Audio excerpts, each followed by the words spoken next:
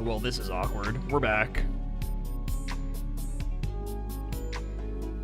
I mean, you're kind of not wrong, but you're kind of wrong, Trevor. I hope Neon comes back so I can tell him that I see the chat that he put right after my stream shit itself last time, because that is very funny. It was immediately when I read his chat that my shit got fucked up. So I bet you guys probably didn't even hear me read his chat, if I had to guess. Because it was like literally instant. It was like, I read his chat, stream crashed when I finished the sentence. Like when I finished saying, yo, what's up, Neon? So for you guys, I'd imagine it probably shitted itself like right before you heard me say that. So you probably didn't hear me say that. But that was very funny for me. And it was only funny for me after. It was only funny for me after the fact because the stream shitted itself by my computer shitting itself. So I had to boot it back up, figure stuff out, decide if I was like, do I go through with it and stream anyway? And when I decided to, I came back to the Twitch dashboard and I saw the stream did not like that comment. And I was like, that is, he's not wrong, because it was dead ass right after he sent the chat. Very funny. Alright.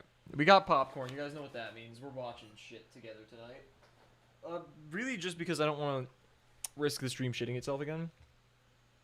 Because it seems like if it happens on a given day, it's prone to happen again for a certain amount of time. So I don't even really want to take chances getting back on Fortnite or anything like that. So we're just going to watch stuff together. I know we've been doing that a lot recently, but it's been safe and it's been a good time. W reacts. So we got a few. We could either do our first really long react, or we could just do it how we've been doing it and do a bunch of shorter ones. Because I have a couple of videos that are over an hour long, but that will be a minute, like quite a minute on the same video. So, you know. We got some true crime stuff. I think I might want to just go for like regular-ish length reacts and maybe do 2 or 3 of them depending on, I mean, we'd probably do 3 or 4 realistically depending on how quickly, because they're all around 20 to 30 minutes, the ones that I have in that range, like 25 to 30 minutes. I already know which one I want to do first. I want to do a true crime one first because this one's been sitting in my watch later playlist for a minute. It's 27 minutes long. How a millionaire father murdered his whole family. So, I guess, again, true crime, there's death and stuff, so trigger warning, I guess, if that's too much for you. Let's get it. We're getting straight into it. Oh, we've seen one of this channel's videos before. Can remember, the Murdaugh family have always been tied to power and prominence. It's a little loud. As the son of 3 generations of district attorneys, Richard Alexander, or Alec Murdaugh, had big shoes to fill. The Murdaughs had risen to prominence around 100 years ago when Randolph Murdaugh Sr. created his own law firm and was elected circuit solicitor for the state's 14th district. Then his son was elected, and his son after that, leaving Alec Murdaugh with a clear career path. But despite coming from a long list of high-profile lawyers, Alec was described as a loud and frenetic lawyer, able to keep his clients not because of his education or competence, but because he had a charming and persuasive tone, a theme that would come up a lot in later years. For now, let's focus on his family.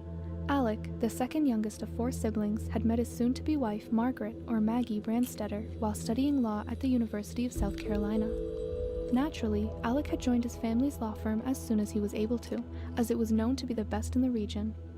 Sources say they could turn a $100,000 case into $1 million settlement. Goddamn. They would send gifts when people graduated, pay for funerals, and visit people who were in the hospital. It's safe to say that their influence in the region ran deep. The Murdaughs were basically authority in the Low Country. In 1996 and 1999, the couple had 2 kids, Buster and Paul Murdaugh, both of whom enjoyed the wilderness and shooting at their family's hunting lodge, just outside of town. The family was both loved and feared by the small town of Hampton, but as you'll soon see, members of the Murdaugh family were capable of dangerous things. Nowhere to go but down. On February 23, 2019, 3 couples, including Alec's son, Paul Murdaugh, gathered at the family's river home to go to what they called an oyster roast, a traditional low-country activity where people roast oysters over a fire. Paul, being underage, had used his brother's ID to get alcohol a few hours earlier, and even before the group had started making their way to the oyster roast, Paul, as well as the others, had already started drinking.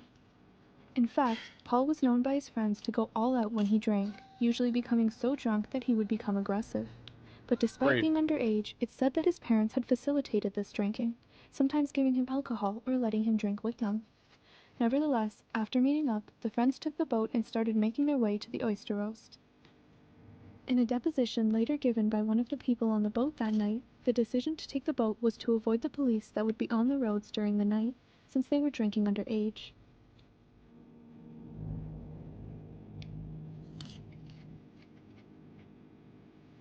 They hung out and promptly left around midnight, but it's said that Paul and Connor Cook, one of Paul's friends, had wanted to make a stop at a bar before heading home. The rest of the group had voiced their objections about the plan. It was getting cold and late, and most just wanted to go home. But Paul had allegedly said that he was going to get a shot no matter what. So around 1 a.m., the group arrived at Luther's bar, where Connor and Paul walked into the bar and consumed even more alcohol while the others waited for him. His friends later recounted that Paul became out of his mind drunk. But despite that, Paul had still wanted to drive the boat home, and no matter how much his friends had objected or suggested alternatives, Paul is said to have been stubborn that night.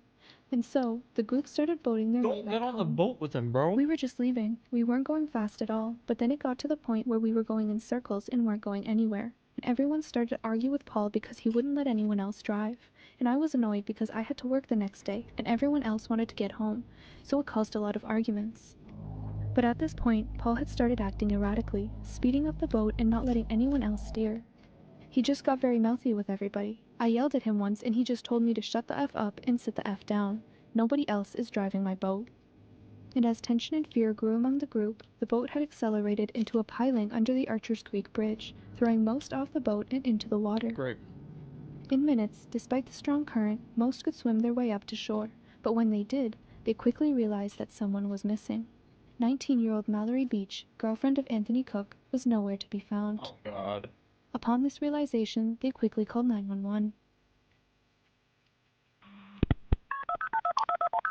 What bridge is, Paul, what bridge is this?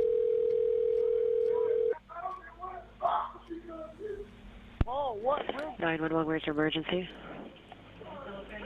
Hello? Police, fire, ambulance? Hello? We're in a boat crash on Archer Street. Whereabouts on Archer Street? In Archer Street, the only bridge on Archer Creek. Archer Street? Archer Creek. Okay. And then, well, who's that in the background? There's 6 of us and 1 is missing. Okay, there's 6, but 1 is missing. So 6, do they have life jackets on? Yes, ma'am. We have more than enough life jackets, but we're on the bank. So you're missing. Who's missing? Female Mallory Beach is missing. Okay. Where?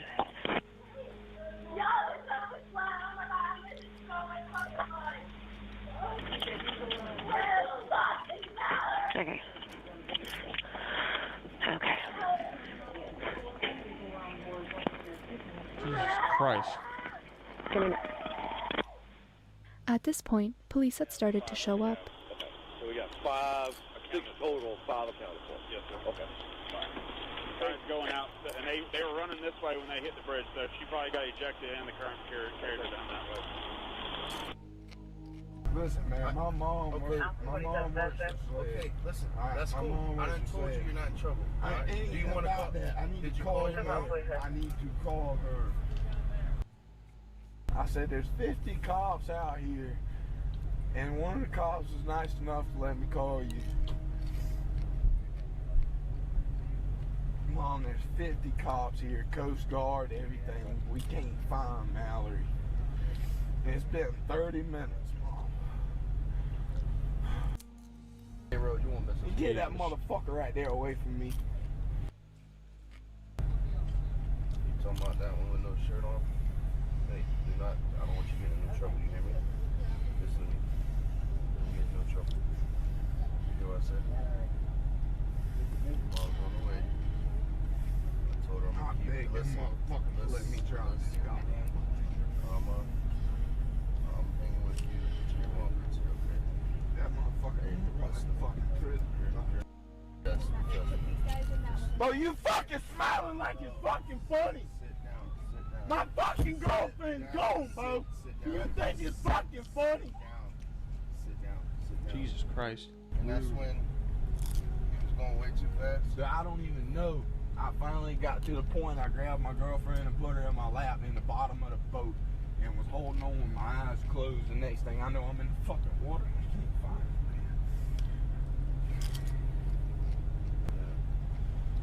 it. Y'all know Alec Murdoch? Oh, yeah, I know that name. That's his son. That's so driving, bro. Good luck. But hours went by and Mallory was nowhere to be found, kicking off a search and rescue mission for local police and volunteers. For 8 days, dive teams, rescue boats, and helicopters went looking for Mallory, considering it a rescue mission. Until, on March 3rd, around 10 days after the initial crash, Mallory was found by volunteers around 8 kilometers downstream, deceased. Yep. According to officials, she died from drowning and blunt force trauma. Later, Paul was charged in court with 3 felony charges related to the death of Mallory, but was released on a $50,000 bail while awaiting Come trial. on. Many say that this is when the downfall of the Murdoch family had started. After discovering that Mallory was killed because of Paul's recklessness, many turned against Paul for his excessive drinking and his parents for their negligence. Depositions from various people on the boat that night seemed to Good might be incriminate a Paul stretch. even more. A nurse who treated some of the injured had also said that Paul had been cursing, demanding, and had an attitude while at the hospital. And the public had started to notice the preferential treatment Paul was getting in court. He wasn't handcuffed or processed in a detention center. He wasn't given a sobriety test the night of the crash. He wasn't required to wear an ankle monitor or even barred from driving a boat again. He's giving a sobriety At this test. point, the public was starting to lose respect for the Murdochs. But in 2021, things would change once again. Rock bottom.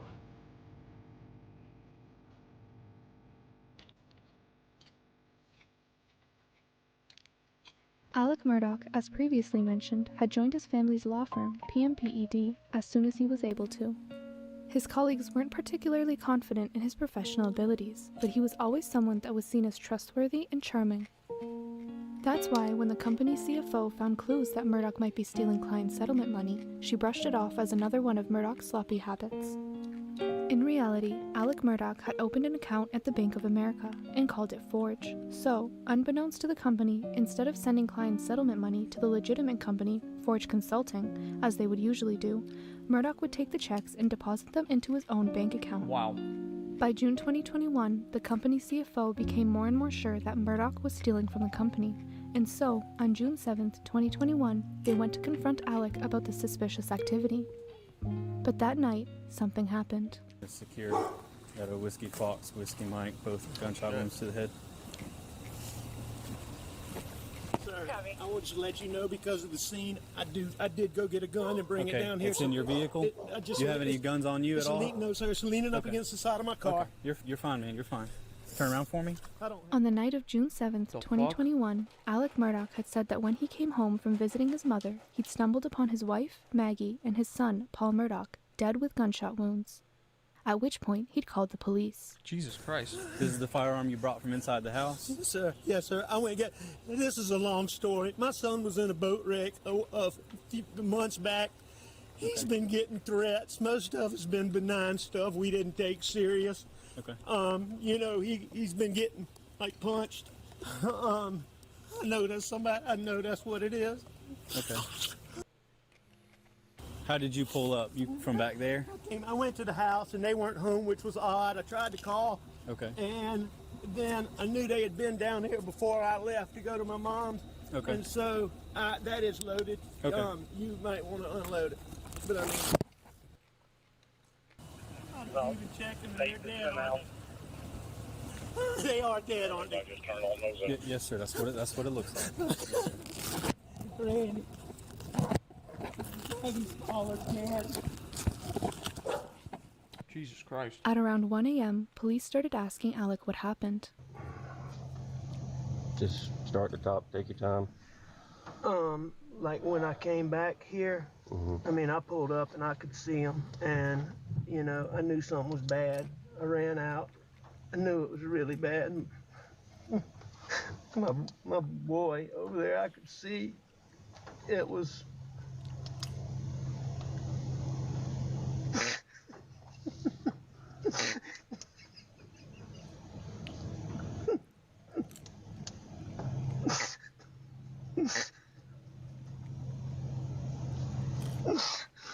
Sorry. And I could see his brain on.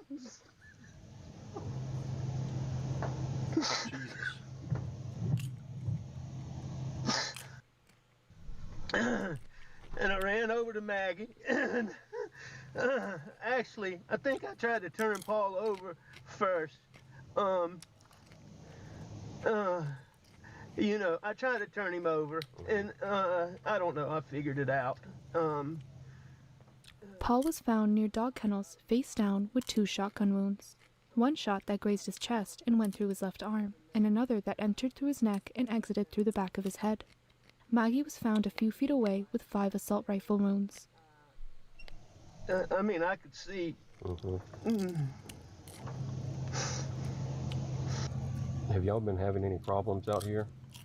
Trespassers, people breaking in? None that I know of. The only thing that what comes to my mind is my son Paul was in a boat wreck a couple years ago, and there's been a, you know, he was charged with being arrested for being the driver. There's been a lot of negative publicity about that, and there's been a lot of people online just really vile stuff, but it was evident that a double murder had taken place, but there was no vehicle, no murder weapon found, or even a suspect description. Investigators, more specifically the South Carolina Law Enforcement Division, or SLED, was tasked with making sense of all the evidence and clues. And that started with asking Alec Murdaugh his whereabouts during that day. During an interview 3 days after the murders, Alec had said that he'd started the day at work, before coming home a bit earlier than usual, and then hanging out with his son, Paul. For, you know, just doing the things we like to do out there. You know, we're riding around looking at food plots, looking, you know, looking for hogs. The family then ate dinner, and Maggie and Paul went to the dog kennels while Alex stayed behind. And what did you do once Maggie and Paul left? I stayed in the house. Okay. And I was watching TV, looking at my phone, and I actually fell asleep on the couch. Okay. After waking up, Alex said that he went to his mother's house, around a 30-minute drive, before leaving and coming back. All right, so where are we? All right, so then I left your my mom's and making phone calls. I left my mom's, and I went back home. I got to the house. I went inside. Nobody was there. I got in the car. I went back to the kennels, and, you know. A big piece of information early on in the investigation was that Paul Murdaugh had been getting threats related to the Mallory Beach boat crash. How would he receive most of those threats? What do you mean? I mean, would people call and hang up on him, or send him text, or it wasn't social so much media? That it was mostly like in-person confrontations, are the ones that I learned about. Now, I suspect his friends can probably tell you about more, because I doubt Paul told me about all of them. Okay. But I knew about a lot of them. You know, there were a lot of times where people would come up to him and he'd be like, they'd say something about, you know, you gonna tell me who was driving that boat, or you little piece of shit, were you driving that boat? You know, stuff At this point, the Murdaugh's family law firm, now positive that Alec had been stealing money from clients, forced him to resign. Back in the investigation, SLED had been interviewing anyone who had a connection to the family, especially those who had a connection to the boat crash. But months had gone by, and SLED still hadn't arrested anyone, and with the sheer lack of information about the case, the public was getting restless. But not before the case takes another unhinged twist. Caught in deep waters. Around 3 months after the murders, Alec Murdaugh calls 911 again. Hampton County 911, where's your emergency? On Salkehatchie Road. Okay, what's the address on Salkehatchie Road? I'm by the church. What church? In the call, he says that while trying to change a flat tire on the side of a road, a car had slowed down as if they were going to help him, but tried to shoot him instead. He was airlifted to a hospital and treated for a superficial gunshot wound, but recovered fully. This incident sparked debates over what enemies the Murdaugh family might have made since the boat crash in 2019. After all, there had been swirling suspicions about what role Alec himself had to play in the deaths of his wife and son, but before that could be answered, it was revealed that the person who tried to shoot Alec was a former client of his, 61-year-old Curtis Edward Smith. But in a bizarre turn of events, it was also revealed that Alec had asked Smith to kill him, a sort of botched suicide-for-hire scheme. Oh shit. Alec had believed that if he died, then his sole surviving son, Buster Murdaugh, could collect $10 million in insurance payments. Around this time, something that was gaining more attention was Alec's apparent addiction to opioids. According to statements from his attorneys, Alec had tried to get through the deaths of his wife and son by using opioids and oxycodone. Jesus. But when he had tried to quit, he'd been launched into a severe depression and decided to end his life. Was in a massive depression, realized that things were going to get very, very, very bad, and he decided to end his life. He believed that $10 million policy had a suicide exclusion. Suicide exclusions are only good for 2 years, and he didn't realize that. So he arranged to have this guy shoot him. Now, what's amazing... Eventually, Alec, as well as the client he'd hired, was arrested and charged with crimes relating to the plot. Alec was of course released on bond, but with this, the public's opinion on the murders that had happened a few months earlier had changed. Let's talk about Meg and Paul here, Dick, because your client lied about the circumstances under which he was shot. It wouldn't be a stretch for folks to think that he probably also lied about the circumstances under which his wife and son were shot. Well, I've spent the last year and a half with Maggie and Paul and Alec. I represented Paul on the boat case, met with them dozens of times. They were very affectionate. That's why, around a month later, in October 2021, SLED revealed that Alec Murdaugh was a person of interest in the murders of his own wife and son. But upon focusing their efforts on Alec, SLED discovered that his track record wasn't as clean as he'd portrayed.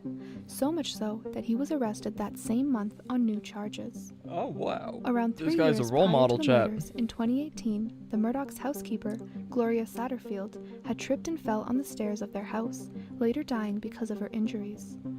Alec had lied about the circumstances around her death, saying that his dogs had tripped her to fraudulently obtain an insurance payout. And instead of giving the nearly $4 million payout to Satterfield's sons, he pocketed it and told them that a settlement hadn't been reached. Wow. These charges, however, were enough to keep Alec in jail, having been denied bond twice. Later, his bond would be set at $7 million. However, all these new charges that Alec had received didn't take the public's attention away from the murders in 2021. Instead, it magnified his role in them. That's why, in July 2022, just over a year after the murders, Alec would be arrested and indicted for the murders of his wife and son, to which he pleaded not guilty. The trial began 6 months later, in January 2023. First to take the stand were the first responders that came onto the scene, where the defendant, Alec's team, made it clear that police could have contaminated evidence on the crime scene, which in turn could have incriminated an innocent person. The shot was made where he's basically standing, correct? In that area. Where we are all standing. Yeah. Yes, sir. Is that procedure to walk around on top of an area where shots have been fired? That perhaps, and I think even in this they're talking about tissue or brain matter laying there. I mean, aren't you supposed to? You don't put anything on your feet. But the most damning piece of evidence incriminating Alec Murdaugh was a Snapchat video that Paul had taken only a few minutes before his and his mother's murder. Oh, shit. Get back. Get back.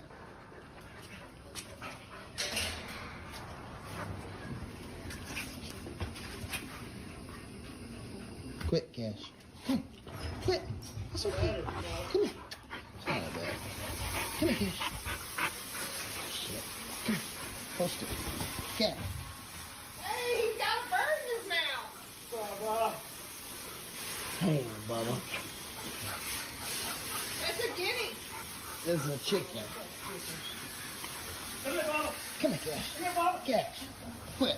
What state is this in? This is the most southern fucking shit I've ever heard. Alec had always insisted that he had gone to his mother's house the night of the murders and came back to see that his son and wife had been killed.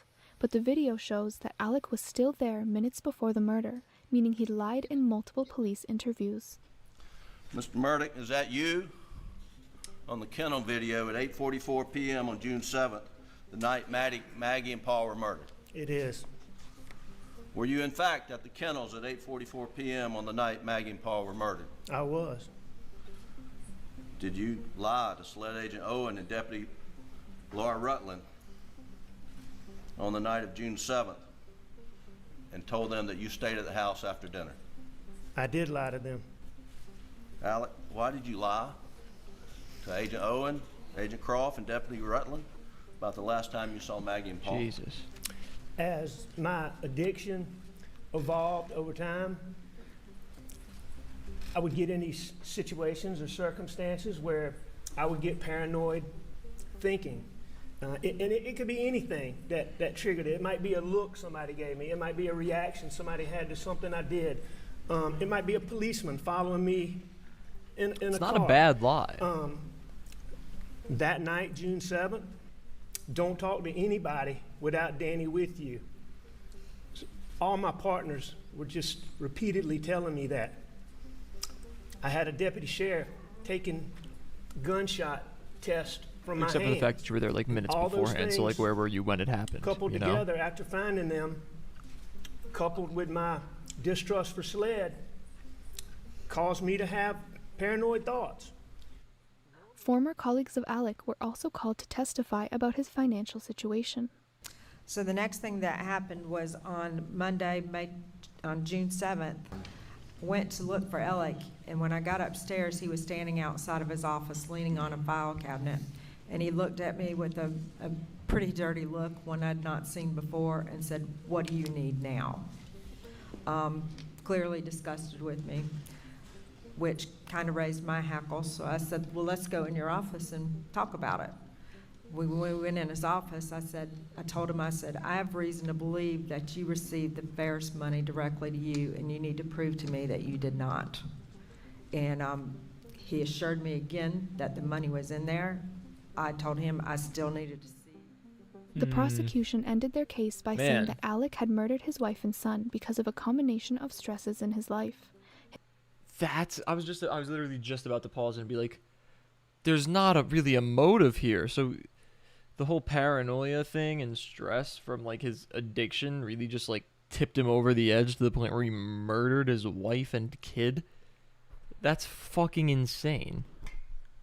Like, cause he didn't have like a motive. I thought it was gonna be like the son drunk drivingly killed that girl in the boat crash. And it was like harming the family name, so he was like, I'm gonna take him out because he ruined my reputation or some shit like that. But it's just like complete like delirium almost. His addiction to opioids, an attempt to distract and delay the investigations into his financial problems, among other things. The pressures on this man were unbearable, and they were all reaching a crescendo the day his wife and son were murdered by him. All on that day. And in the wake of this, everything changes. People stop asking about these things. The community has changed like you would expect. People are concerned, they're scared, they're worried. And everything's changed. The backlash from the boat case has gone away, and all of that has changed. However, experts also testified that the bullet trajectories show that a short person had fired the shots, and Alec Murdaugh is 6'4". One big I don't think question in the that's case enough. was why Alec didn't have any blood on his shirt, shoes, or even shorts. Did you see what appeared to be blood on Alex Murdaugh's hands? I did not. On his arm? No. On his shirt? None. On his shorts? No. On his shoes? I did not. Some had said that this is proof that he couldn't have been the murderer, while others have said that he could have changed his clothes, but police have never found any of Alec's clothes that are drenched in blood. Eventually, on March 2nd, 2023, a little under 2 years after the murders, Alec was found guilty on 2 counts of murder and 2 more on possession of a weapon during a violent crime. In the murder of your wife, Maggie Murdaugh, I sentence you for a term of the rest of your natural life for the murder of Paul Murdaugh. With Alec sentenced to life in prison and his crimes unfolding the way that they did, the Murdaugh family's fall from grace was one in slow motion, with one crime being revealed after another, magnifying his role in the deaths of his wife and son. What was odd about this case, though, was the lack of incriminating evidence found at the crime scene itself, and how Alec was able to fly under the radar for months before he was arrested. Jesus. For now, Alec stays at the McCormick Correctional Institute in South Carolina.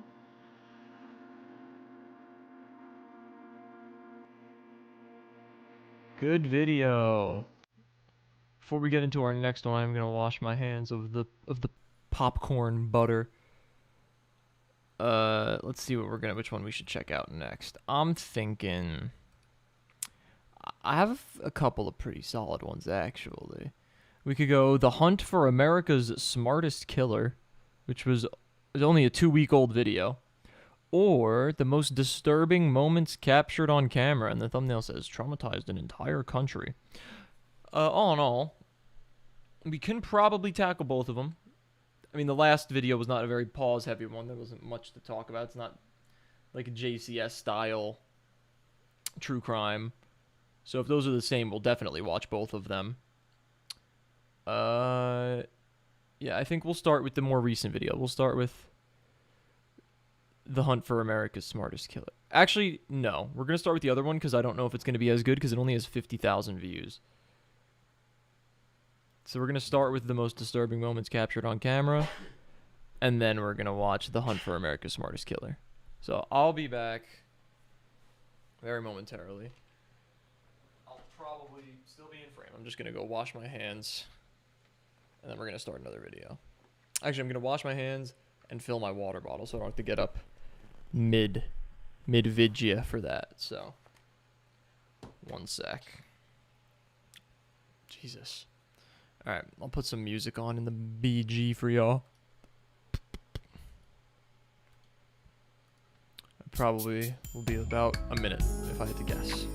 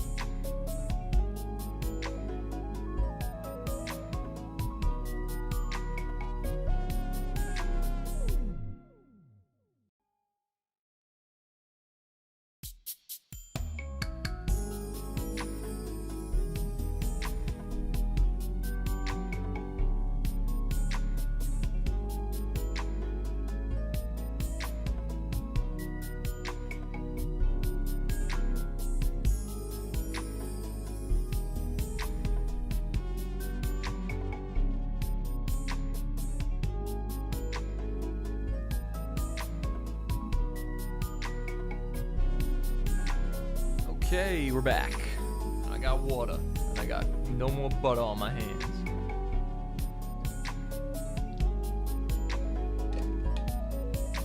Alright. The most disturbing moments captured on camera. why didn't we give it a bit of a peep? Thank you, Mr. Music Man. We'll call that there for you. All right, let's get it. Make sure that my fucking Stream Deck buttons are nice and clean. I saw a little gunk spot on one of them. All right. Trigger warning. I'll say that a bunch of times. There you go. Viewer discretion advised. Let's run it.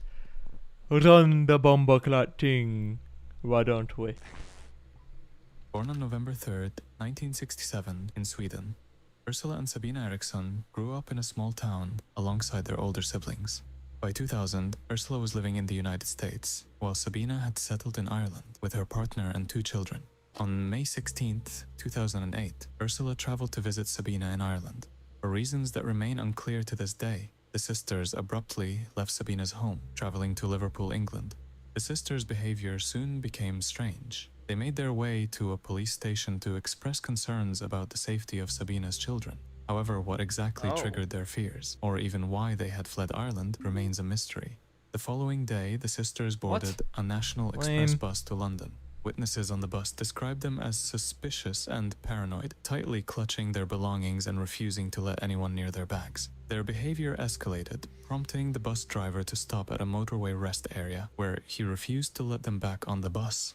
Police were called, but the officers who arrived concluded the women were harmless and left without further incident. The sisters then began walking along the M6 motorway. Closed-circuit television footage shows them calmly walking down the central reservation. Sabina picked up minor injuries by attempting to cross the busy road and getting hit by a car. Highway officers responded to the incident and police were called to assist. They say that very casually, like that isn't, you know, getting hit by a car. Like, Ursula suddenly ran into the path of an oncoming truck, colliding with it at 56 miles per hour. Moments later, Sabina darted into traffic and was struck by a car. Incredibly, both women survived. Ursula's legs were crushed beneath the truck, leaving her immobilized, while Sabina briefly lost consciousness. Yet their behavior only and why grew is more this on disturbing. camera? As I'm paramedics confused as to tried what the assist recording Ursula, is for. She lashed out, screaming and spitting at them. Sabina, now regaining consciousness, began yelling about people trying to steal her organs. It's okay, my love. I'm trying to make sure you're okay. Right. Then she got to her feet and ran into traffic yet again. The Oh my incident was God. captured on film by a television crew that had been accompanying police for the show Motorway Cops. That's Both sisters why were it taken was to separate on hospitals. camera. Ursula required extensive surgery for her injuries, while Sabina was discharged just 5 hours later. Despite her behavior on the motorway, she appeared calm and cooperative during her time in police custody, even making a strange remark to an officer. We say always in Sweden that an accident rarely comes alone. Usually at least once more follow. Didn't look like an accident when you sprinted into oncoming traffic twice. Thrice, it seems, actually. About her sister. And that's surprised me from start to finish dealing with her. She's never really asked how her sister is. It's as if her sister didn't exist anymore. You then go down the line of, well, perhaps there's something wrong with her mental state. But to be quite honest, all she appeared to be was just a bit odd. But being odd isn't a crime. I don't think at that point I would have ever thought she would go on to do what she did. Oh, God.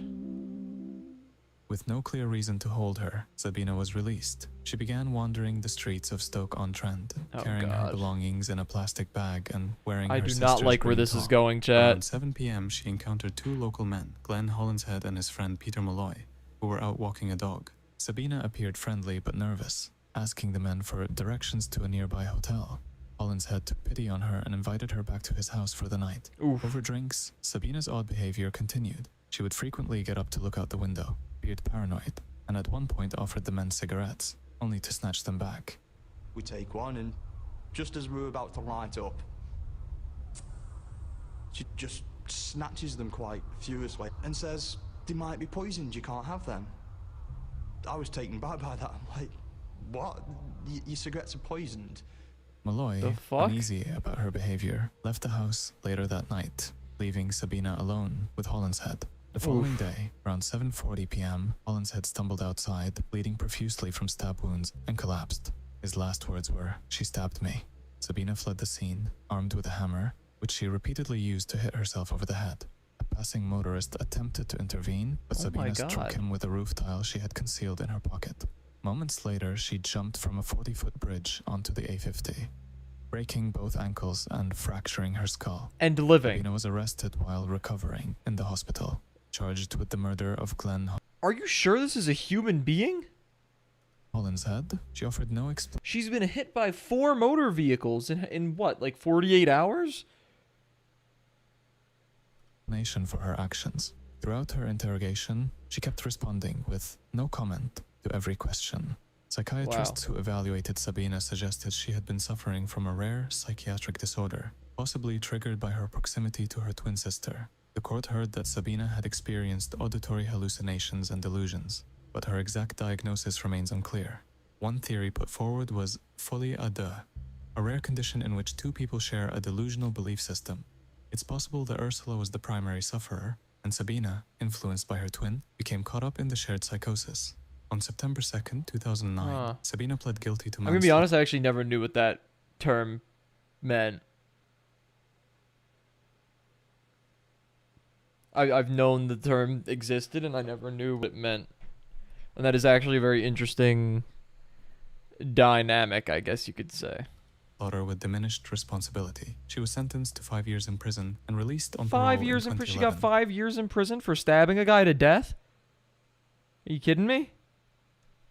She returned to Sweden, where her current whereabouts and condition remain unknown. Her sister Ursula was released from the hospital. Oh, so she's and still went out back and to the about. United Great. States. Well, at least we don't live in Sweden. Oh, that was it. Okay, wait. What did you say about the sister, about Ursula? Her sister Ursula was released from the hospital and went back to the United States. Uh-oh. Maybe I'm not safe. On December 4th, 2018, Sanda Dia, a 20-year-old engineering student at KU Leuven, set out on a journey it's a he believed hazing? would secure his Oh, place no. within one of Belgium's most exclusive student fraternities called Rusgom. Sanda, alongside 2 other recruits, began the initiation process. The ritual started. Dressed as apostles, the recruits were instructed to wander the streets, selling roses to passers-by. Whoever sold the most roses would supposedly be spared from the next day's baptism. After this initial task, the recruits were forced to drink excessive amounts of alcohol until they were barely conscious. In a video timestamped at 11:39 p.m., Sanda and another recruit are seen lying on the floor, too intoxicated to move, as fraternity members mock them and urinate on them. When the Oh, recruits were God. finally allowed to sleep, members of the fraternity taped over the water taps in their quarters, ensuring that they couldn't hydrate themselves. The next day, December 5th, began the so-called baptism. Sanda and the other recruits were taken to a log cabin in remote woods, about 50 kilometers from the university. On the way, the fraternity members stopped at a store, purchasing some items. Oh, no. Upon arrival, the dehydrated and intoxicated recruits were ordered to dig holes in the frozen ground. A text exchange between 2 fraternity members reveals their awareness of his state. How's the baptism? Updates? Newcomers are starting to shovel. Sanda is already ready for the rubbish bin. The other 2 are still okay. Once the holes were dug, they were filled with freezing water, and the recruits were forced to sit inside, shivering in the biting cold. Periodically, they were handed the bowls of a foul concoction, a porridge made from the ingredients bought earlier. Oh. They were then forced to consume live goldfish, only to vomit them back up by drinking lethal quantities of fish oil. Oh As my the night dragged God. on, Sanda's condition worsened. His body, already weakened by alcohol poisoning, hypothermia, and dehydration, began to fail. While the other 2 recruits were eventually allowed to leave the freezing water, Sanda remained behind. When he was pulled from the water, he could no longer stand. He was curled into a fetal position, shaking uncontrollably. Instead of immediately rushing Sanda to the hospital, fraternity members erased evidence. They cleaned the cabin and surrounding area, refilled the hole Jesus Sanda had been Christ. submerged in, and deleted incriminating photos and videos from their phones. By the time they decided to drive him to a hospital, Sanda was already in critical condition. At 9:15 p.m., Sanda arrived at a local hospital. Despite his state, the fraternity members reportedly acted nonchalant, failing to explain the severity of his condition to medical staff. One of the members present was a medical student, yet he did nothing to assist Sanda during this time. By 9:49 p.m., Sanda was transferred to the University Hospital of Antwerp, where staff immediately alerted the police. On December 7th, Sanda was pronounced dead. The coroner's report revealed that he had suffered from salt toxicity due to the massive quantities of fish oil he had been forced to drink.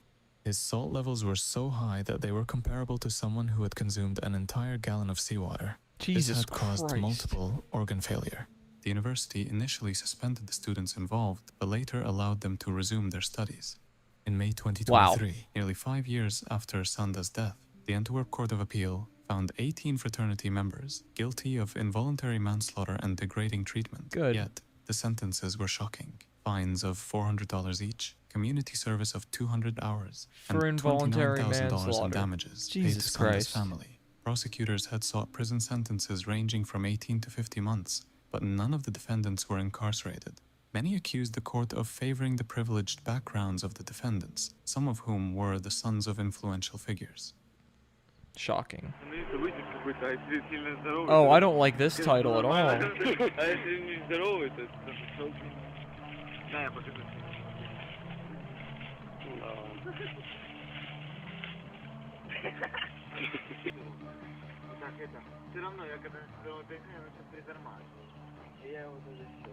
He's just gonna attack a Great Guys One stranger. Hammer is a leaked video from Ukraine that begins with two men on a road waiting for their next victim. Хоть бы Боров какой-то огромный ехал. И какой-нибудь мобилочка такая недорогая, чтобы меня протулили хорошо. Все, у нас супер едет сюда. А ну дай мне Ну давай, спалим контору уже. Не-не-не, он нормальный. Ну давай, бросай бинокль, что ты. Да подожди, я хочу посмотреть, он не видно. Он еще будет плохо заехать. Ты ж камеру так, чтобы она снимала, так не видно. Moments later, a 48-year-old man who had recently survived cancer passed the two men on his bicycle. What follows is a brutal murder, one that stretches on for over 6 minutes. The man is struck repeatedly in the face with a hammer wrapped in a plastic bag. One of his attackers takes a screwdriver and stabs him in the abdomen and directly into his eye. As he lies there, slipping in and out of consciousness, his attackers laugh and joke about his condition. The killers wash their hands and the hammer with water from a bottle, laughing and smiling as they clean up. They talk about their surprise that the man was still breathing, despite having been attacked so brutally. One of the murderers even glances at the camera and smirks. Jesus Christ.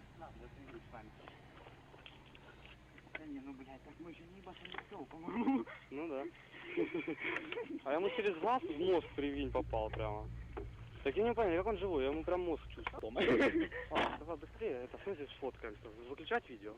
Да, давай фотку нам. Weeks earlier, on June 25, 2007, Viktor Sayenko and Igor Suprunyuk were walking through the streets with a hammer.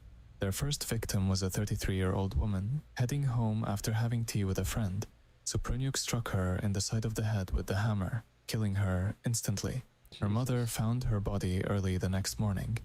Три женщины стояли вниз, смотрели. Уже, вы знаете,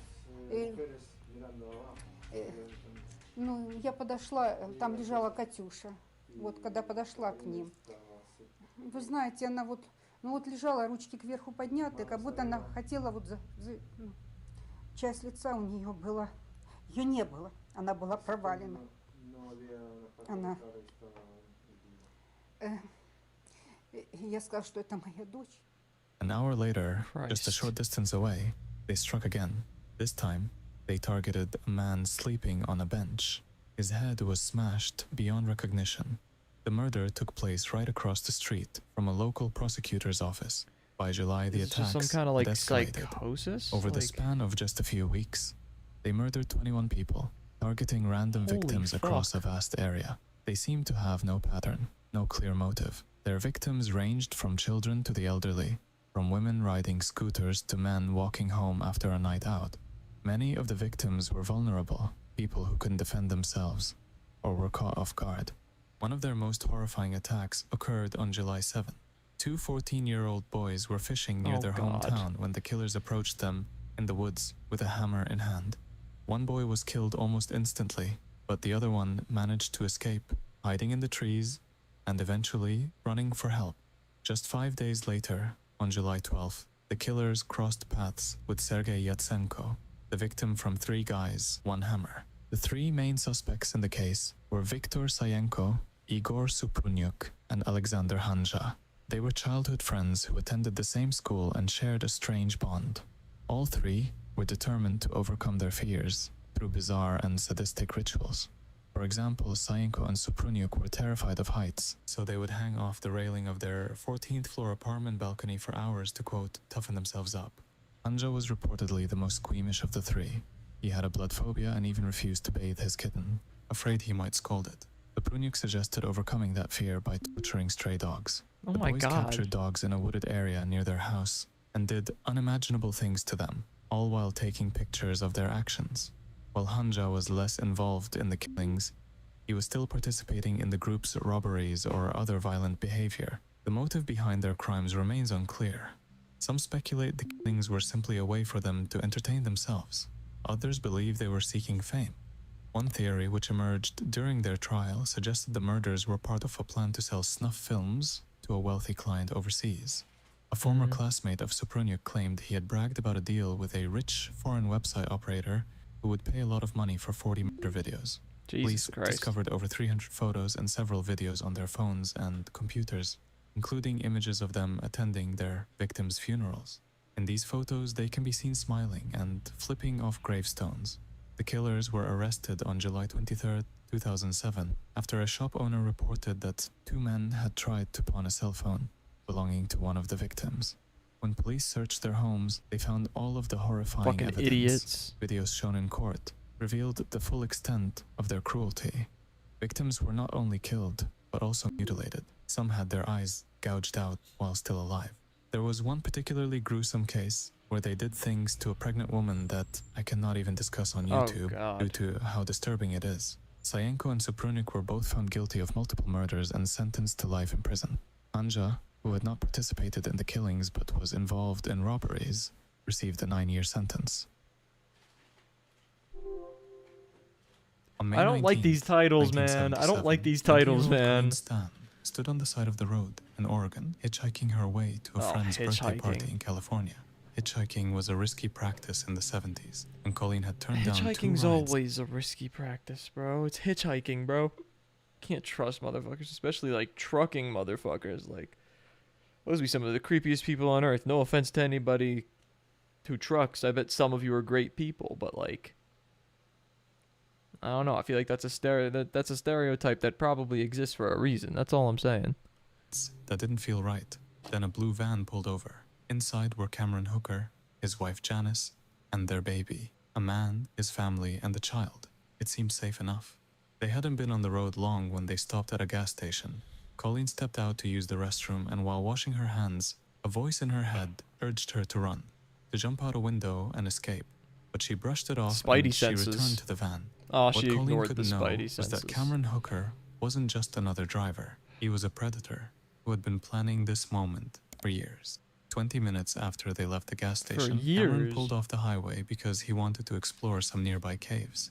Janice got out of the van with the baby to play by a lake, leaving Colleen alone with Cameron in the back seat. That's when Cameron held a knife to Go with the woman and the kid, bro. Why are you going with the fucking dude? Colleen's throat, tied her up, and placed a wooden box over her head, a device designed to block out light, sound, and even fresh air. From that moment forward, Colleen Stan was no longer a free person. Cameron had been preparing for this moment with Janice's help. Janice had endured years of her husband's abuse and had agreed to let him capture a slave to fulfill his desires, as long as he didn't engage in PIV with her. On the first night of her captivity, Colleen was tied by her wrists and physically attacked while Janice and Cameron had sex beneath her suspended body. In the days following her kidnapping, Colleen was forced into a wooden box, which became her reality. For 23 hours a day, she was locked inside. Cameron created a fictional organization he called The Company. He told Colleen that this group was watching her every move, ready to take action if she tried to escape. They would hunt down her family and make her life a living hell. For Colleen, who was already isolated and physically weakened, living hell. this was enough to keep her compliant. Months turned into years. Colleen signed a contract that Cameron forced on her, legally binding herself to him as property. She called him master and was forbidden to speak without his permission. There's gonna be some Cameron did Stockholm many syndrome shit disturbing at the things end, to her. or he's I will gonna not kill go her. into too much detail, but he even made her help him construct an underground dungeon intended to house more captives. For the first 3 years of her captivity, Colleen was locked under the couple's waterbed in their mobile home. Janice gave birth to their second child on that bed, while Colleen was trapped just beneath it. In 1981, 4 years after her abduction, Cameron allowed her to visit her family. She was told to explain her absence by saying she had joined a religious cult. Her family believed her. The homemade clothes and her withdrawn behavior made the story believable. During the visit, Cameron even posed as her boyfriend. A photograph taken by Colleen's family shows her and Cameron smiling together. What was going on inside? Well, it was a happy family photograph because I was very happy to have those moments with my family, because I was in such a state of not knowing what was coming next and what was going to happen next. I didn't know when it ended if I'd ever see him again. After the visit, Cameron decided she'd been given too much freedom and returned her to the box for another 3 years. Over Holy time, shit. Cameron allowed her small privileges like working in the yard, jogging, or even taking a part-time job as a maid. In 1984, everything changed. Janice, who had spent years rationalizing her role in Colleen's imprisonment, began to break down. The turning point came when Cameron expressed his desire to make Colleen his second wife. Janice couldn't handle the idea and finally confessed to Colleen that the company wasn't real. Soon after, Colleen left. She called Cameron from a bus station to tell him she was leaving, and according to her testimony, he broke down in tears. Remarkably, she didn't I immediately mean, we can tell that he didn't kill her because she's right here, but like, why would you even tell him? I would just, you go AWOL, bro. It's got to be a Stockholm syndrome thing, surely. go to the police. At Janice's request, she gave Cameron a chance to reform. But after 3 months, Janice herself went to the authorities. When Cameron was arrested, Janice also revealed that Colleen wasn't his only victim. Years earlier, Cameron had kidnapped and murdered 19-year-old Marie Elizabeth Spanhake. According to Janice, they had lured Marie into their car, tortured her for hours, and eventually strangled her. Her body was buried, but authorities never recovered her remains. Without physical evidence, Cameron couldn't be charged with Marie's murder. In 1985, Cameron Hooker went to trial, and he was convicted on multiple counts of kidnapping, assault, and torture. He was sentenced to 104 years in prison. Janice, who had cooperated with authorities, was granted immunity. As for Colleen, she managed to rebuild her life. Immunity's kind of crazy, but as did without Janice, her, I though guess the it's two not women happening. have no contact. I don't think those women would want On contact. the morning of March 24th, 2015, Germanwings Flight 9525 took off at Barcelona El Prat Airport. It was a routine flight, scheduled to carry 144 passengers and 6 crew members to Dusseldorf Airport in Germany. The Airbus A320 Dusseldorf. That just doesn't sound like a real place. lifted into the skies of Spain, 26 minutes behind schedule. Pilots exchanged routine confirmations with French air traffic control. Everything seemed normal and calm.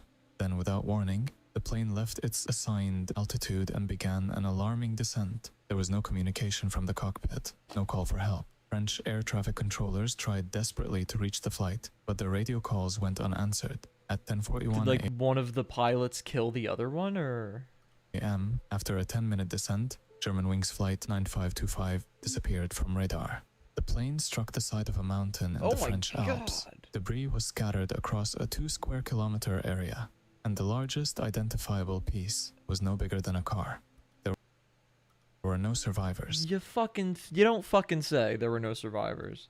Initially, investigators struggled to understand what had happened. There had been no distress call, no weather issues, and no apparent mechanical failure. I'm waiting for the caught on camera part of this. Is it because they've kind of been stretches for some of these? Like I mean, maybe the caught on camera part is just the drone footage of the helicopter footage of the debris. The cockpit voice recorder was It could be drone footage. This was 10 years ago, so it could be drone footage. The answers were far more disturbing than anyone had thought.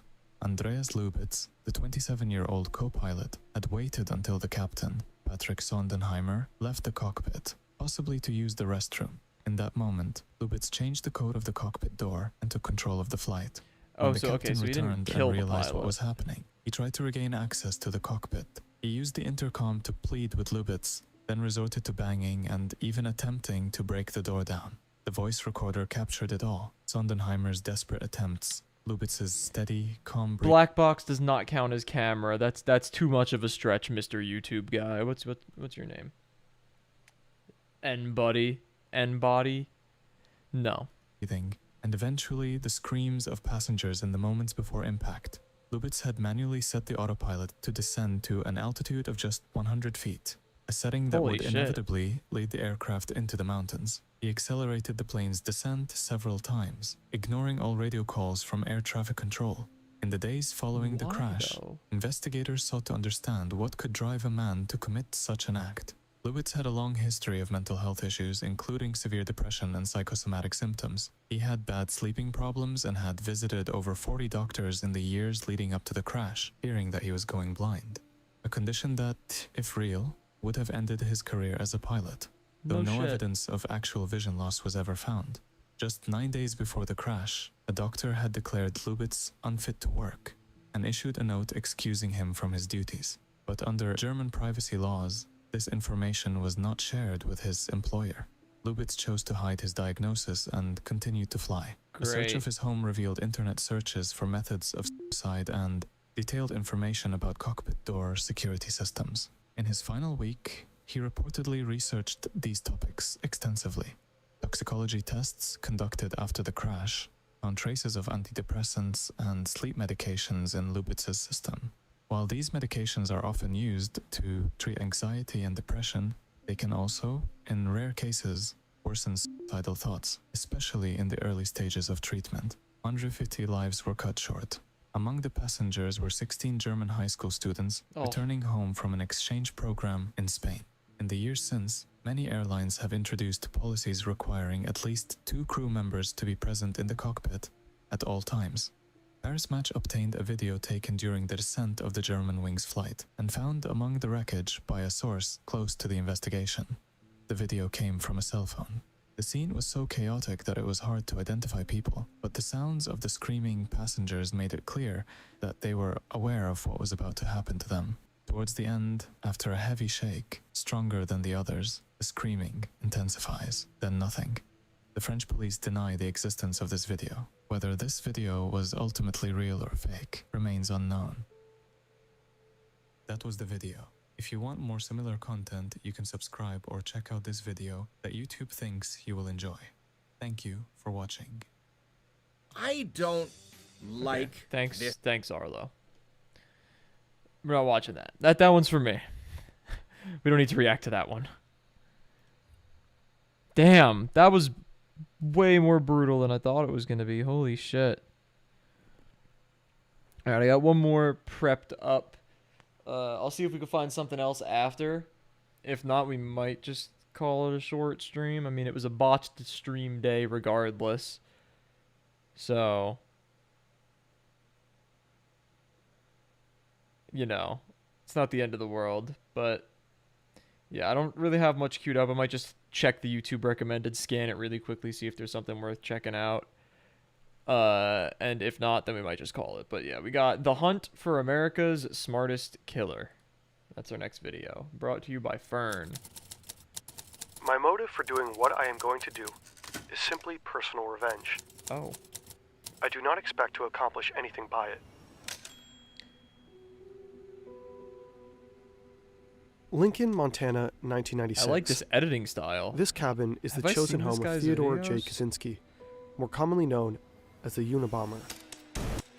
Oh. He's long been feared as America's smartest criminal, a serial bomber who's killed and wounded targets across the country with no clear connection. For 17 years, he's eluded the FBI. It's the largest, most expensive manhunt in the Bureau's history. He's the evil genius they simply can't catch. Likely history's most intellectual serial killer. He's terrorized the nation, instilling fear in Americans about opening their mail and getting on planes. And he did it all from his cabin.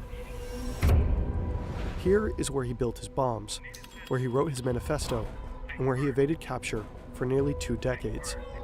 It's where he turned from off-the-grid recluse to world-famous murderer. This cabin contains all the evidence the FBI will need to convict him. It's located deep in the Montana wilderness. Back in 1969, Ted moved here from California, where he left behind a shining career as a math professor at UC Berkeley.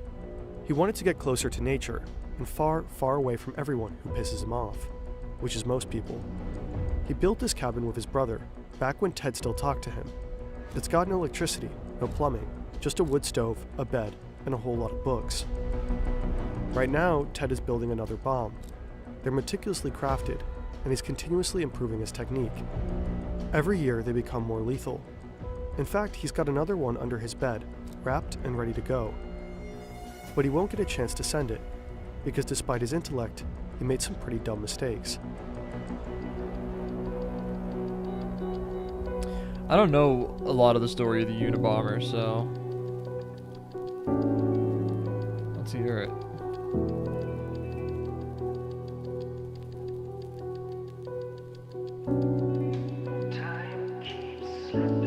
I like this editing style. This is very like high production quality. I'm gonna get copyrighted for this music. I'm just gonna keep going like this. Until the video actually starts. I'm just gonna not stop talking. I'm not gonna pause. We're just gonna keep talking over this. So then, just in case it is in the Content ID system, the Content ID system doesn't recognize it because I don't know. But I've gotten copyright claims for songs in YouTube videos I've reacted to on stream before. This video is largely based on these two books. Links are in the description. We attribute the social and psychological problems of modern society to the fact that that society requires people to live under conditions radically different from those under which the human race evolved. Born in 1942, Ted grows up in a pretty average family in the suburbs of Chicago. They're working-class Polish Americans. His parents are politically progressive, bookish and intellectual, and really into the outdoors. They're strict but loving. At least, that's how they remember it. It becomes obvious at a young age that Ted is exceptionally gifted, so his parents push him to succeed. He skips 2 grades and easily aces every class. Damn. He's a pretty normal kid for someone with an IQ of 168. Holy sure, shit, Ted is quiet, 168. shy around girls, and arrogant, but he has a core circle of friends and plenty of hobbies. Like his parents and brother, he loves playing music, reading, and camping. People like Ted. They'll later remember him as a sensitive, respectful kid.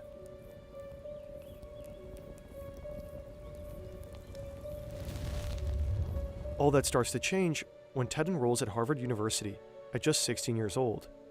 Like many college freshmen, Ted struggles to adjust. Here, he no longer feels like the smartest person in every room. And as a working-class kid thrown into the world of America's elite, he's a fish out of water. Other students and even faculty mock his shabby clothes and blue-collar background. He's deeply bothered by their snobbery, pain that will follow him through life. Ted's also just really young, younger than almost everyone else on campus. As an adult, Ted will write his mother furious letters about this. He demands apologies for pushing him out of the house before he was ready. I think that's honestly Ted becomes valid. depressed, and his grades suffer. His classmates describe him as a total loner, moody, rude, and virtually mute. He's that guy on the dorm floor who only leaves his room to go to class, who ignores everyone else, who slams doors. There's a stench of rotting food wafting from his room. Ted doesn't know it yet, but his withdrawn and alienated demeanor has caught the eye of a psychology professor. Dr. Henry A. Murray is very famous, with an on-campus research center named after him. He's basically a god in the social sciences. Murray is looking out for particular types of students, those who will make excellent guinea pigs for an experiment. His final, most elaborate experiment, the capstone of a long and illustrious career. It also happens to be a CIA-funded project designed to cause extreme distress and break down the subject's sense of self. What? Oh, MK Ultra? Clearly, we are in a position to do a great deal of damage, and it does appear that the FBI is not going to catch us anytime soon. The FBI is a joke. It's the 1970s in San Francisco. The city is a hotbed of anti-government activity. There's outrage over the Vietnam War. Protest bombings are a regular occurrence. Explosions happen every week up through the mid-80s. The FBI dubs it the Belfast of North America. Radical far-left groups like the Weather Underground and the Symbionese Liberation Army claim credit for many of the bombings, so most of the cases are pretty straightforward in terms of understanding motive and perpetrator. But amidst all of this, the FBI's San Francisco bomb squad makes a shocking discovery. 12 mysterious, similarly built bombs can be linked to one elusive killer or group. They have next to nothing to go on. Just for whatever unknown reason, this string of explosives seems to target universities and airlines. Whoever is building these bombs is an expert crafter and careful to not leave any DNA behind. Not a hair, not a fiber. They're encased in beautiful handmade wooden boxes. There are no eyewitnesses to the bombings, and no letters from organizations claiming credit. I'm mesmerized by the this victims appear to be production of random people. The unknown perpetrator is referred to by the code Unibomb for university and airline bomber. So far, his bombs have killed one person and injured 20 others across 5 different states. Unlucky recipients of the Unibomber's early packages include a campus security guard, a handful of graduate students and professors, a secretary, an airline executive, and passengers on a flight from Chicago to DC. Some are injured quite badly. The first death is in 1985, Hugh Scruton, a guy who owned a computer store in Sacramento and was about to get married. What does he have to do with anything at all? Far What did away I in his just cabin, save you from, Noah? Ted reads about his death and chuckles to himself. He hears that the FBI offers a $25,000 reward for any information. He's flattered. The Unabomber is making waves. Not bad for the actions of one man in a 10 by 12 foot shack with no electricity, running water. TV's on full blast and parents are in the living room. Are you just saying, like, to avoid that? Is that what you're saying? What even is that? I know the food. Or phone service.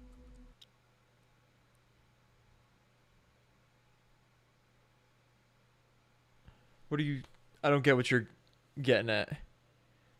Oh, the song?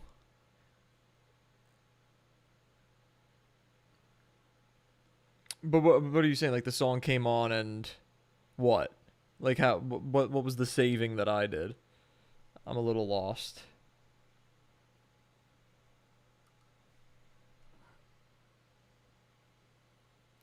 Just a tad bit confused.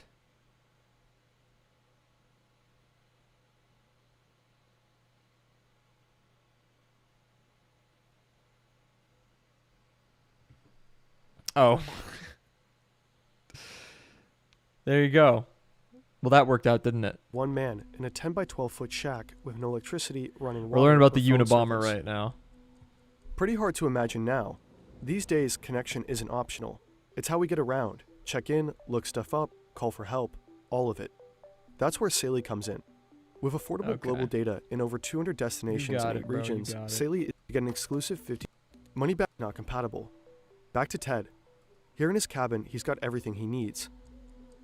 Snowshoes, maps, a homemade chair, a cot, a typewriter, and hundreds of books.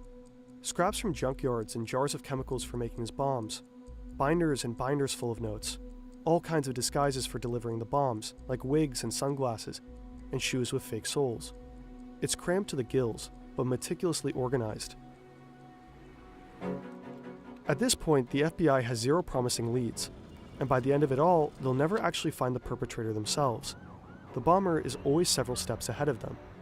They'll pursue thousands of dead ends, spend hundreds of thousands of taxpayer dollars, and pour countless man-hours into this case.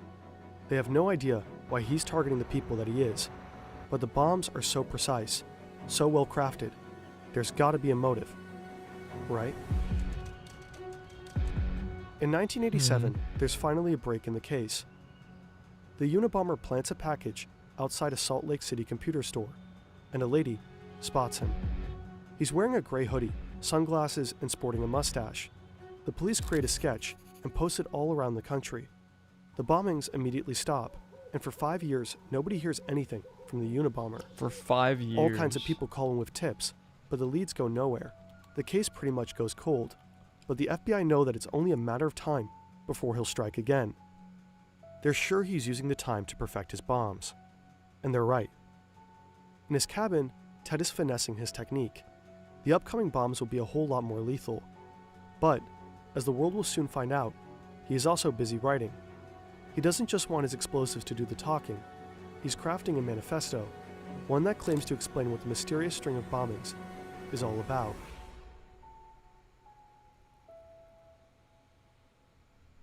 The Technophiles are taking us all on an utterly reckless ride into the unknown.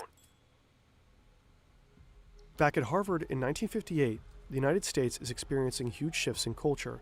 The button-up 50s are drawing to a close, and the nation becomes swept up in the space race, the civil rights movement, the sexual revolution, the environmental movement, the explosion of drug culture, and all the while, the Cold War is escalating.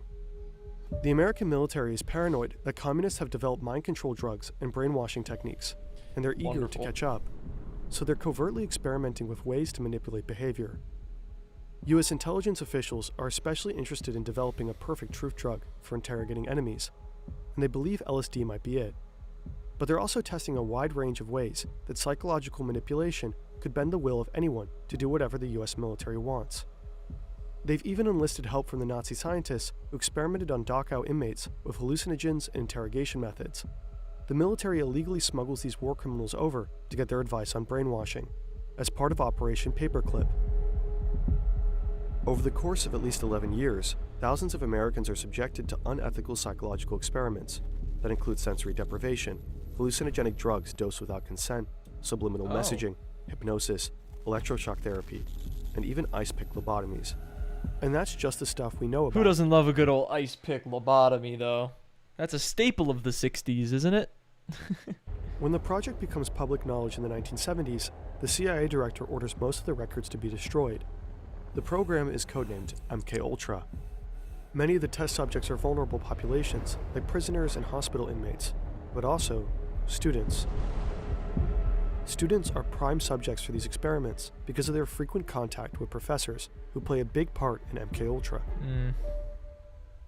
Some of the professors know the role they play. Many don't. During the post-war period, the CIA becomes the largest employer of college professors, and the military is by far the biggest source of funding for psychological research. Professors acted as consultants and researchers for military-backed projects. They used their status to encourage their students to participate in experiments, often involving drugs like LSD. Afterwards, they reported back to the government. Harvard becomes heavily involved in Army-sponsored studies. One of the CIA's main men on campus is the superstar psych professor, Henry Murray. Murray is well known for his studies of personality, and since the CIA's beginnings, his theories have influenced how they recruit new agents and how they interrogate suspects. When Murray and young Ted Kaczynski cross paths, Murray is at the end of his career, and he recruits Ted for his final, most elaborate experiments. They're meant to assess the effects of stress and harsh interrogation on gifted male students. Murray wants to know, what will it take to break an educated, intelligent man? The setup is simple.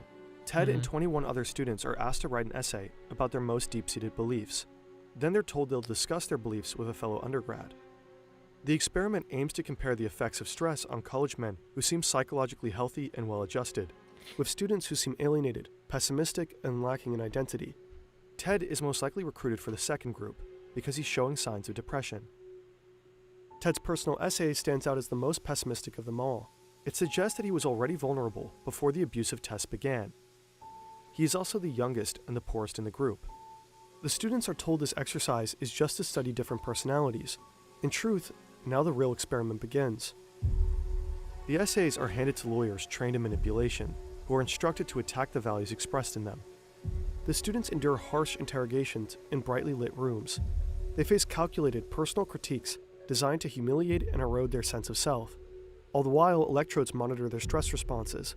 Later, they have to watch these stressful and humiliating moments on video, over and over again, for 3 years. For As 3 Murray years? himself describes it, What? the tests were designed to be abusive. He's had a lifelong fascination with pain and stress and is known to have a sadistic streak. Ew. Plenty of participants will later report the experience to be deeply unpleasant, with lasting trauma. But Ted's responses are the most extreme in every category. Murray's team identifies him as the most traumatized of all. Yes, Ted Kaczynski got MKUltra'd. You can read all about it at CIA.gov. In consequence, many claim the CIA created the Unabomber, but that's an oversimplification. It's not so easy to prove how much effect the experiments had on Ted's turn to terrorism. None of the other students in the experiment are known to have become killers. Some psychologists believe the experiments were stressful enough to create anger problems in Ted, or even aggravate latent schizophrenia. But other psychologists evaluate him as undeniably sane. Ted himself dismissed the idea that the tests were anything resembling psychological torture. He was very invested in being seen as psychologically healthy until the bitter end. He's taken great pains to not be painted as damaged or crazy. He wanted his murders to be understood in the context of his beliefs, not his personal history. If people saw his actions as a result of trauma or madness, it would invalidate his ideas. Ideas that formed his last year at Harvard. Ted becomes increasingly disillusioned with the industrial technological system. He comes to believe that technology is slowly destroying humanity and eroding our freedom. Not He's entirely horrified by wrong about widespread that. psychological suffering and how industrial technology has severely damaged the planet. He's certain that it'll only get worse the more technology develops. So Also anyone who not helps advance entirely wrong. technology in any way is the enemy. Ah. Scientists, engineers, business people, what Ted calls the technician class. Why did the airplane? Ted starts having revenge fantasies and becomes obsessed with how society enforces obedience with psychological controls. He daydreams about breaking away from society and living off the grid. Ted graduates Harvard and goes on to get his PhD in math at the University of Michigan. He's quickly establishing himself as a brilliant mathematician and is offered a tenure track position at UC Berkeley as their youngest professor ever. His students don't like him very much, but he's publishing groundbreaking papers on boundary functions. But Ted resigns one day without warning. He tells his family that he's done with teaching math to future engineers who will advance the industrial technological system and continue destroying the planet. Ted buys a bit of land near Lincoln, Montana, and builds a cabin with his brother. Well, He's you ready built to it out escape of the wood, advanced and the wood technol- had to be chopped down, so you contributed to deforestation. So actually, you're a fat fucking hypocrite, bitch. Technology that surrounded him at UC Berkeley. He Biatch. wants to live a simpler life, far away from everyone he's ever known. And then, he starts to build his first bomb.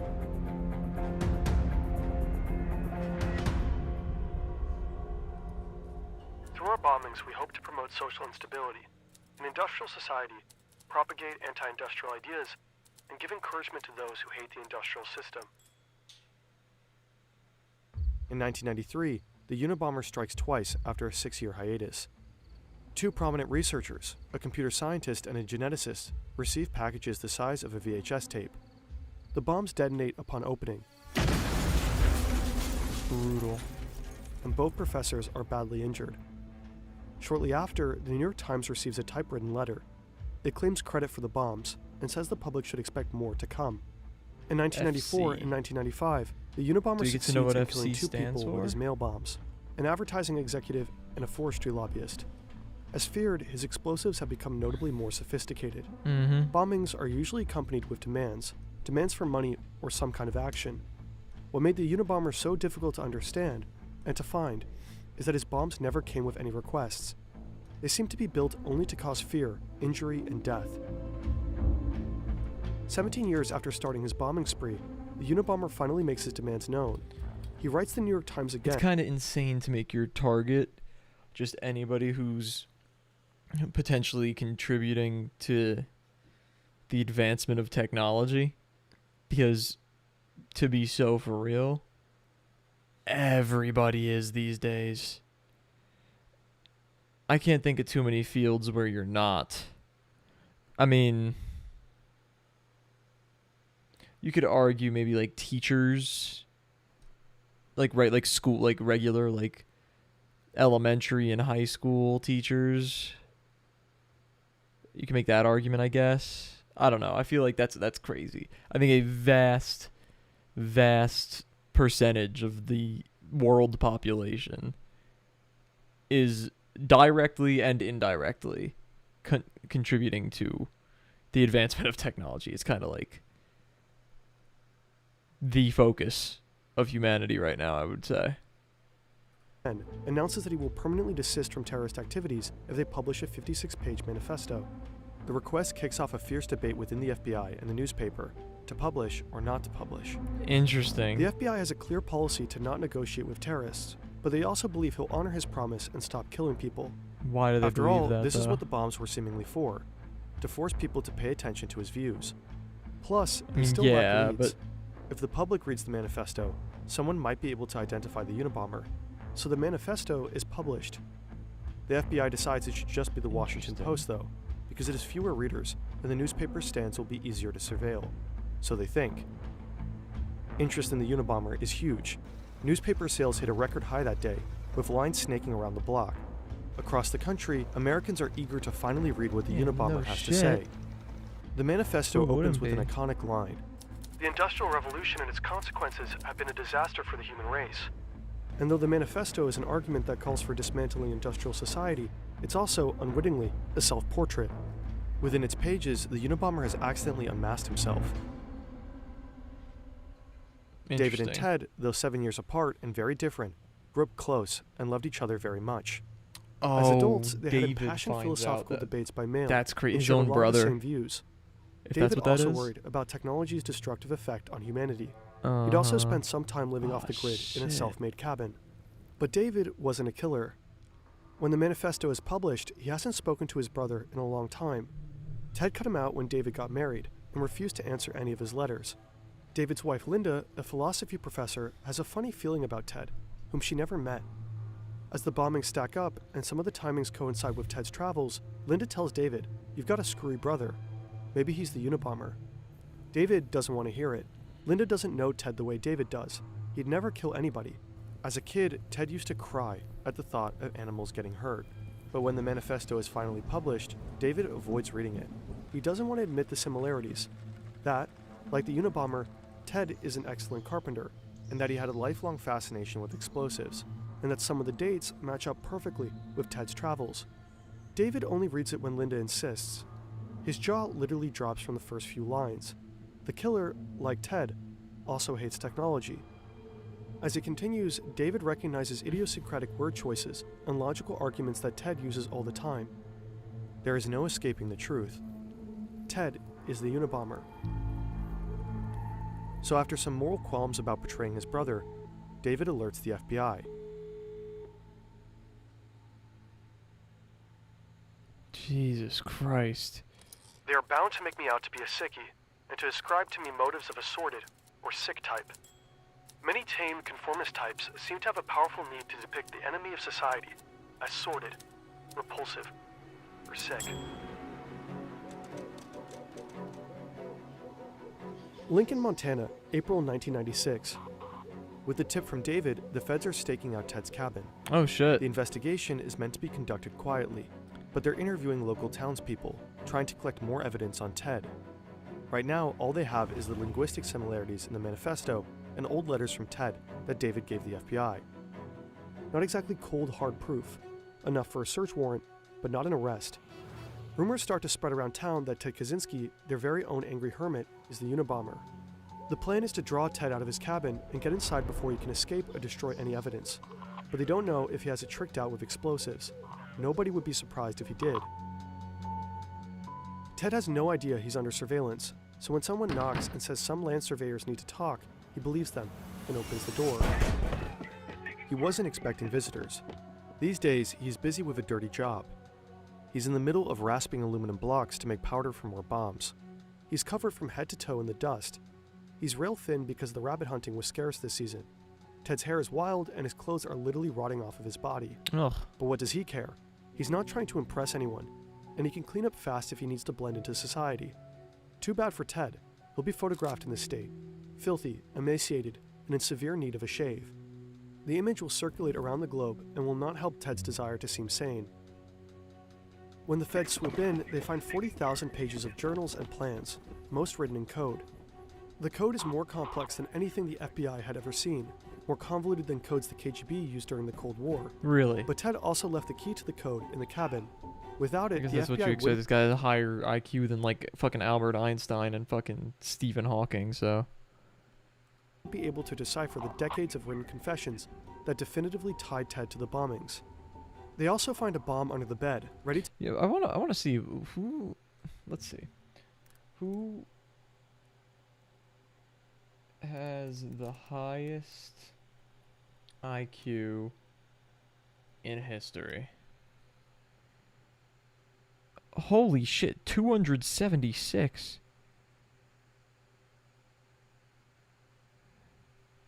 What the fuck? 207. What the hell kind of brain do you have to have a 276? I didn't think it went that high. I was about to say fucking Ted Kaczynski was probably like top 10 with a 168, because like you got like a Stephen Hawking, I think, was like 160, right? It doesn't get that much smarter than that much more intelligent than Stephen Hawking. It was 160, right? Yeah, 160. Thomas Jefferson was 138. Holy shit. Oh, not definitively known, but it's estimated. Okay, whatever. I don't care. It's a bullshit scale if it goes that high up. And some of the smartest people ever are 100 points lower. To be mailed to an aerospace company in Dallas. Now the FBI has all the evidence they need. They lock up the cabin and take Ted to prison. He does not dispute that the journals with the confessions are his. In fact, he wrote them partially so that nobody would try to say he was crazy. Ted's family and his defense team attempt to convince the jury and the world at large that he is mentally ill. They're doing anything they can to avoid the death penalty, which frustrates him. He tries to fire his lawyers and defend himself. He would rather die than allow his lawyers to plead not guilty by reason of insanity. Wow. Ted pleads guilty to his crimes and is sentenced to life in prison. Behind bars, he never stops Didn't he, like, writing. just die? He publishes 2 books and keeps up a lively correspondence with a wide Like array last of year? journalists and admirers. He also finally makes some human connections. He strikes up a friendship with Timothy McVeigh, the Oklahoma City bomber who killed 168 people in 1995. Holy fuck. Ted and McVeigh are briefly on the same prison block and find they have a lot of views in common, before McVeigh is carted off to death row. Ted even finds love for the first time in his life. After a lifetime of struggling to connect with women and never going beyond a few kisses, Ted suddenly has dozens of women writing him romantic or salacious letters. But only one captures his heart, a school teacher he calls his lady love. They spend thousands of hours talking by mail or in visiting booths, but they are never able to touch. He writes classical music for her before she dies of lung cancer. Later, Ted also develops cancer. When the condition becomes advanced, he dies by suicide in June 2023 at 81 years old. 2 years ago. This is not to be a political revolution. Its object will be to overthrow not governments, but the economic and technological basis of the present society. In the decades since his arrest, Ted Kaczynski continues to fascinate and sometimes inspire. The manifesto's central argument is that technological advancements since the Industrial Revolution have robbed people of their freedom and well-being. These advancements are supposedly responsible for widespread psychological suffering and environmental devastation. It's a revolutionary call to dismantle industrial society altogether and warns that technology will inevitably overpower human autonomy. Many of Kaczynski's observations in the manifesto are true. Some of his predictions are prescient, and a lot of the grievances are understandable. It's not hard to find people who are also frustrated with surveillance or sad about environmental destruction. At the time of his capture, Time magazine wrote, "There's a little bit of the Unabomber in most of us." Nowadays, Ted Kaczynski continues to find admirers online, from teens on TikTok, depressed about climate change, half-ironically saluting Uncle Ted, to the extreme right mass murderer, Anders Breivik, who heavily quoted Kaczynski's Industrial Society in his own manifesto. But even if most people can find parts of the manifesto they agree with, most people are not willing to kill. Kaczynski knew that most people would be repelled by his crimes, but committed them anyway. Those who find the ideas compelling might want to check out Jacques Ellul, the thinker whose ideas most inspired the manifesto. The philosopher never advocated killing. They also should check out Ted Kaczynski's diaries. They lay bare the personal motivations that drove the Unabomber, beyond the manifesto that was polished for public consumption. Technological society really did seem to anger Ted, but Ted was also very, very angry, in general. In his diary, Ted Kaczynski writes that he was happy to kill innocent civilians. He took pleasure in causing people pain. He killed at least 9 dogs just because they barked too loud. He hated leftists, he hated doctors, he hated women. He fantasized about killing them just for rejecting him. He fantasized about killing his neighbors just because they annoyed him, including a toddler. He condemned technology as slavery and glorified simpler times that ran on, actual slavery. Kaczynski wasn't even much of an environmentalist. He made fun of them in his diaries. He littered proudly. He poached illegally. He logged on protected lands. You might get the sense that he only used environmentalism as a post hoc justification for his murders. That's what it sounds cynic like. Who identified ecological concerns as the most acceptable excuse for killing. What a fucking video, though. Super, super well put together. Holy crap. Oh, you guys can hardly see me. Hold on. First, I want to click on this guy's channel. I want to see what else he's got going on. Oh my god. What good fucking clickbait this guy's got going on, chat. The most powerful kid in history. 4 days ago, 1 million views. Most genius cannabis scam ever. The mystery of the ice mummy. The kids who hacked Xbox. This just sounds like this guy uploads just fucking gas on gas.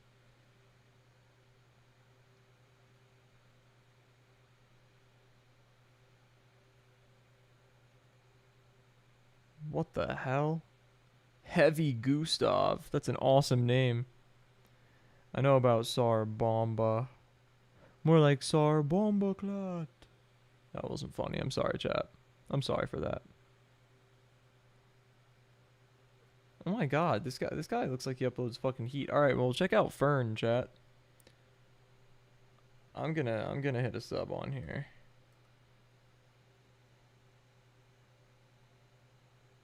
I'm definitely gonna hit a sub on that. Alright. I'm gonna hit the YouTube recommended real quick and see if it's gonna give us anything else worth watching, because the only stuff I got queued in the watch later for React streams are far too long now that we're already almost 2 hours into the stream. The videos are almost the videos are actually about as long as we've been live so far, so those are gonna have to be like their own dedicated streams. But the stash kind of looks fire right now, chat. Don't even lie to me. Maybe it's the dark lighting, but I think the stash is kind of cooking right now. Hell yeah. Anyway. I might have trimmed too much off the top of it, though, when I shaped it up the other day. It's a little thin. Alright. Let me check my YouTube recommended. See if we got anything worth checking out.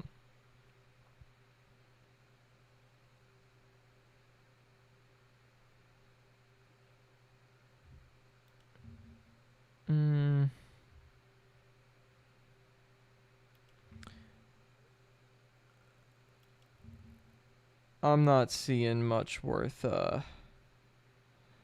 checking out.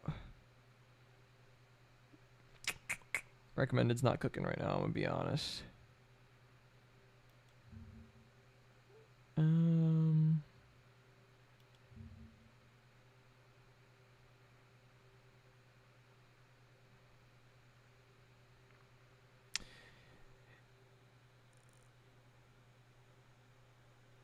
Yeah, I'm not seeing much. All right, chat.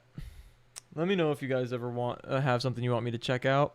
I'm very down for suggestions. We're not doing that right now, obviously. But that's all we got for today. I know this was a short stream, but it kind of got fucked over. It was supposed to be Fortnite, but then my computer decided to literally fucking implode. So we're going to call it early, because the stream ended up starting a lot later than I was planning for it to, because of that issue we had and me not deciding off the rip if I wanted to start stream again or just call it because it fucked itself over. But whatever. I digress. Thank you all for watching. If you haven't already, please do hit that subscribe button.